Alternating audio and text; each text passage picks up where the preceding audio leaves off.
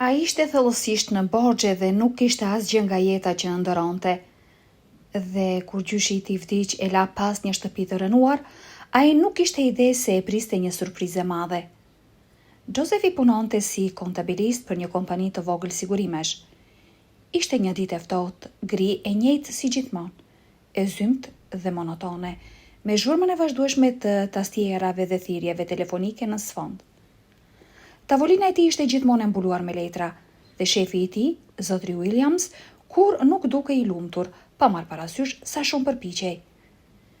Josef, ke bërë një tjetër gabim, qortoi shefi duke hedhur raportin në tavolinë. Nuk e kuptoj si mund të jesh kaq budalla. Ai ishte kaq i pakujdesshëm në punën tënde të fundit? Këtu kërkoj kompetencë, e kupton? Më falni, shef, do t'i rregulloj të gjitha tani, tha i riu duke parë raportin me sy të lodhur. Josefi kishte një ditë veçanërisht të vështirë. Problemet dukeshin se po shtoheshin dhe ngarkesa e punës ishte pothuajse e padurueshme. Megjithatë, ai nuk kishte zgjidhje tjetër veç se të vazhdonte. Ai duhej të paguante faturat dhe paga e tij i lejonte të punsonte një infermiere për gjyshin e tij të sëmur. Dhe pastaj sikur nga një parandjenje keqe, telefoni ra, duke i ndërprer mendimet. Ishte një infermiere. Zemra e Josefit ndaloi. Ai e dinte se çfarë do të thoshte thirrja, edhe para se të përgjigjej. Josef, kjo është Klara, tha zëri në anën tjetër të linjës me hezitim. Gjyshi yt ka vdekur. Buri ndjeu botën e tij të shembej nën këmbët e tij. Ai e dinte se kjo ditë do të vinte sepse gjyshi i tij kishte qenë i sëmur për disa muaj. Por asgjë nuk mund të përgatiste për dhimbjen që përjetoi në atë moment. Dhe gruaja shtoi. Ai la një letër për ty. Faleminderit, Klara, tha Josefi. Zëri i dridhej. Ai mbylli telefonin dhe ul duke parë raportin në tavolinën e tij. Lotët i rridhnin në fytyrë të nxehtë dhe të pamëshirshëm. Bota rreth tij u zhduk dhe mbeti vetëm dhimbje humbjes. Gjyshi i tij i dashur, burri që kishte qenë gjithmonë aty për të, burri që e kishte rritur në thelb, nuk ishte më aty. Disa minuta më vonë i riu u ngrit, fshiu lotët dhe mblodhi gjërat e tij. Ai injoroi plotësisht shikimet kurështare të kolegëve të tij dhe shikimin e ashpër të zotit Williams. Tani asgjë në këto nuk kishte rëndësi. Po iki, tha Josefi, zëri i tij i qetë pavarësisht trishtimit në sytë e tij. Çfarë do të thuash, por ne kemi ende shumë punë për të bërë. Do të pushoj nga puna, burr, protestoi shefi i turbuar. Kemi disa probleme në familje, i tha Josefi shefit të tij. Gjyshi im sapo vdiq, kështu që do të shihemi nesër. Dhe me këto fjalë Josefi u largua nga zyra, duke lënë pas botën ngritë punës së tij. Ai duhej të takonte Klarën, të lexonte letrën dhe të merrte lamtumirën. Zemra e tij ishte e rëndë nga trishtimi, por ai e dinte se duhej të përballej me të vërtetën. Gjyshi i tij ishte larguar dhe jeta sa do e vështirë të ishte, duhej të vazhdonte. Dhe kështu ai takoi një vajzë në një kafene aty pranë. Ajo dukej e lodhur, por kishte mirësi në sytë e saj.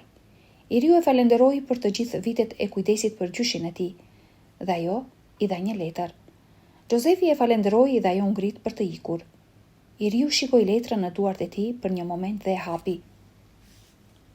Josefi im i dashur, filloi të lexonte. E di që kohët kanë qenë të egra dhe mendja ime ka rrëshqitur, por ka momente kthjelltësie. Gjatë ditëve të fundit, ndërsa po kujtoja, kam menduar shumë për ty dhe trashëgimin. Nuk dua që ti të trashëgosh vetëm shtëpinë e vjetër, edhe nëse ky vend ka qenë gjithmonë streha jote. Unë gjithmonë e kam parë këtë tokë si diçka më shumë se thjesht një shtëpi e vjetër. Toka nën këmbët tona mban sekrete. Në jetën time kam zbuluar diçka të pabesueshme këtu, në këndin ton të vogël. Dua që ti ta dish se... Letra përfundoi në mes të fjalisë. Burri imagjinoi gjyshin e tij të brisht dhe të lodhur, duke u munduar të shqiptonte çdo fjalë. Ai mbylli sytë dhe lotët filluan të rridhnin sërish në përfaqe. Kujtimi i zotri Robertit i erdhi papritur. Ai e rriti Josefin pasi vdiq nëna e tij dhe babai i tij, një alkoolist abuziv, braktissi familjen. Shtëpia e gjyshit të tij kishte qenë gjithmonë një stre, një vend dashurie dhe sigurie. Ai dhe plaku pëlqenin të çmontonin pajisjet e vjetra dhe të përpiqeshin t'i montonin përsëri. Ata kalonin orë të tëra në punëtorinë e gjyshit të tyre, duke qeshur dhe duke mësuar së bashku. Këto ishin momentet më të lumtura në jetën e voglushit. Por koha është e pamëshirshme. Robertit ju zhvillua smundje e Alzheimer dhe gradualisht harroi gjithçka. Josefi tani i rritur ka punuar pa u lodhur për 2 vitet e fundit për të paguar një kujdestare dhe për të mbajtur gjyshin e tij rehat. Pavarësisht të gjitha vështirësive, i riu kur nuk ndaloi së dashuruari gjyshin e tij. Ai ishte familja e tij e vetme dhe thjesht ashtu ai u zhduk. Josefi e futi letrën në xhep dhe pagoi faturën. Ai u largua nga kafeneja dhe u drejtua drejt stacionit të autobusit. E dinte se tani që ishte vetëm, kishte një rrugë të gjatë për të bërë, por ishte i vendosur të nderoj kujtimin e gjyshit të tij. Ai fshiu lotët, ngriti kokën dhe eci përpara. Funerali i Robertit ishte dinjitos dhe i bukur, pavarësisht thjeshtësisë së saj. Njerëz nga të gjithë anët e qytetit të vogël erdhën për t'i bërë nderimet e fundit plakut të mençur.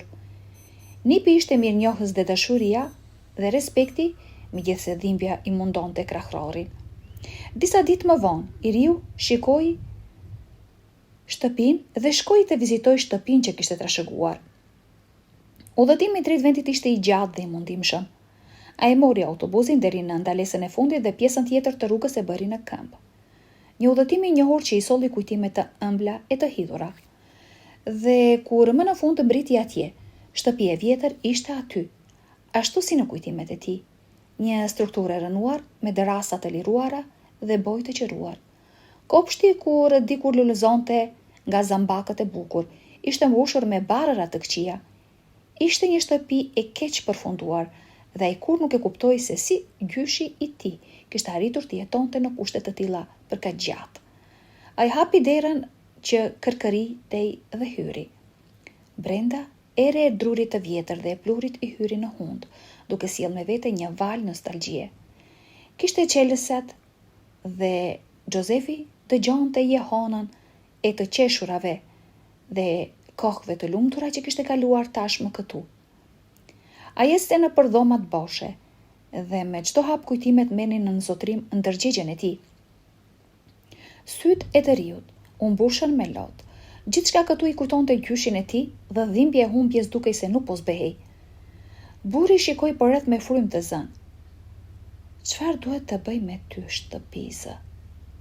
Ai pyeti me një zë të thyer nga emocionet, pasi nuk dinte se çfarë të bënte më pas. Ai kaloi dorën mbi derasat prej druri, duke ndjerë teksturën e ashpër në gishtat e tij. Ai nuk donte ta shiste, por i duheshin parat. Jeta nuk ishte e lehtë dhe faturat vinin vazhdimisht. Gjëja më e keqe ishte se shtëpia e cila ishte qartësisht në gjendje të keqe ishte e lirë. Dielli filloi të perëndonte dhe Josefi e dinte se ishte koha që ai të largohej. Duke hedhur një vështrim të fundit në shtëpinë e vjetër, ai u largua me zemër të rëndë, por plot kujtime të çmuara. Duke u kthyer në shtëpi pas një dite të gjatë dhe të lodhshme, Josefi ishte thellë në mendime. Pyetja se çfarë të bënte me shtëpinë e vjetër e konsumonte si një enigmë e pasgjithshme. Josefi jetonte në një shtëpi modeste me qira në pjesën e vjetër dhe të varfër të qytetit, ndërsa ishte e vjetër dhe në gjendje të keqe me një erë të vazhdueshme miku që bashkonte muret dhe mobiljet.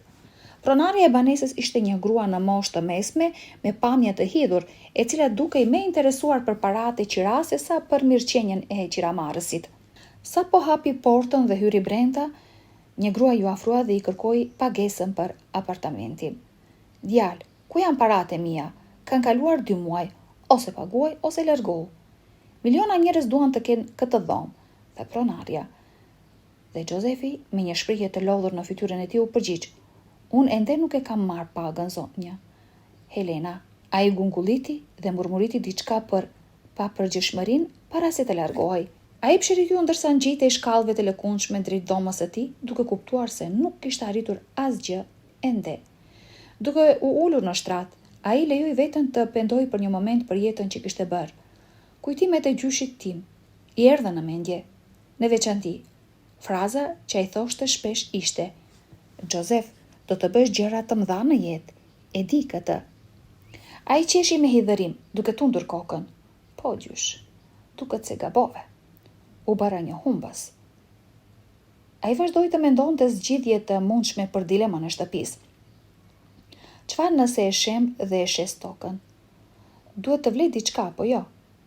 Murmuriti në zë. Po, mendoj se kjo është rruga. Do ta shemb dhe do të shoh se mund të marr për këtë copë toke të vogël. Të paktën kjo duhet të mbuloj borxhet për trajtimin e gjyshit tim. Megjithatë, lodhja e akumuluar gjatë ditës filloi të merrte nën kontroll mendimet e tij dhe përfundimisht ai ra në gjumë. Papritur ndërsa errësira e natës thelloi dhe heshtja e shtëpisë me qira e pushtonte, Josefi pati një ëndër. Ai papritur e gjeti veten në shtëpinë e gjyshit të tij, duke njohur çdo detaj të konsumuar dhe të njohur të orendive që kishte lënë vetëm pak orë më parë. Por kishte një ndryshim të rëndësishëm. Prania e gjyshit të tij. Ai thjesht nuk ishte tamam i njëjtë siç e mbante me Josefi. Ishte një figurë e tejdukshme, e ngjashme me të, e mbështjell në një dritë të butë dhe shkëlqyese.